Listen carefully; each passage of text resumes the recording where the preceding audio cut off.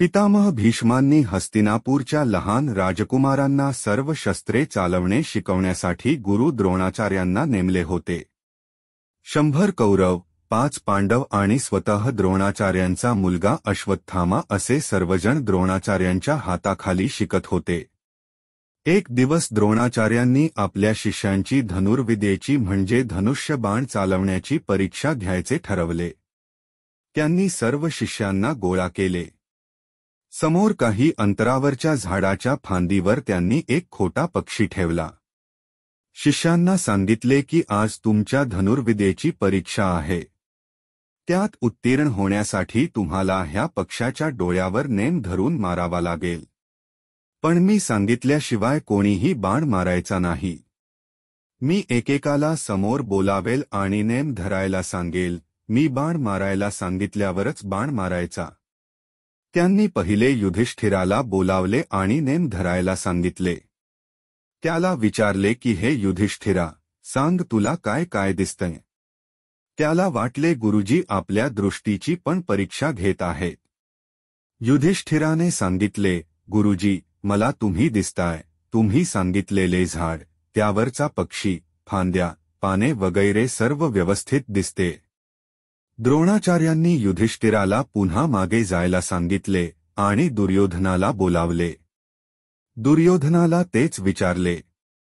दुर्योधनाला वाटले युधिष्ठिराने सांगितलेल्या गोष्टींनी गुरुजींचे समाधान झाले नाही. त्याने युधिष्ठिराने सांगितलेल्या गोष्टींचा उल्लेख केलाच, पण त्यासोबत आजूबाजूला उभ्या असलेल्या भावांचीही नावे सांगितली आणि म्हणाला मला हे सर्व दिसते. द्रोणाचार्यांनी त्याला सुद्धा मागे जायला सांगितले आणि भीमाला बोलावले. भीम सर्वात उंच आणि धिप्पाड होता.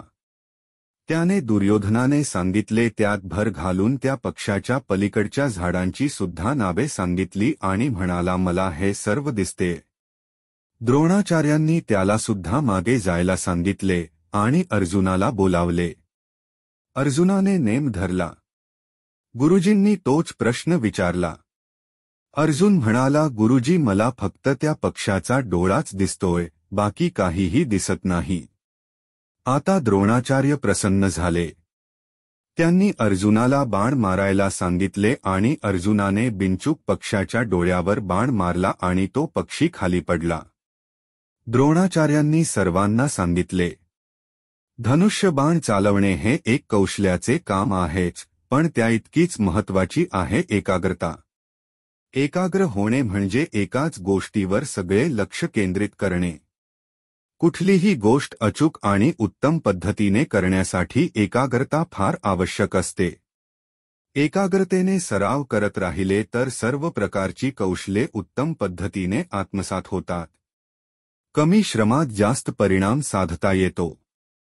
आज फक्त अर्जुनाने मला हवी तशी एकाग्रता दाखवली, त्यामुळे मी त्याला बाण मारायची परवानगी दिली. इतर सर्वांनी अशाच एकाग्रतेने सराव करा. पुढे अर्जुन द्रोणाचार्यांचा लाडका शिष्य बनला आणि त्या काळच्या सर्वोत्तम धनुर्धरांपैकी एक बनला.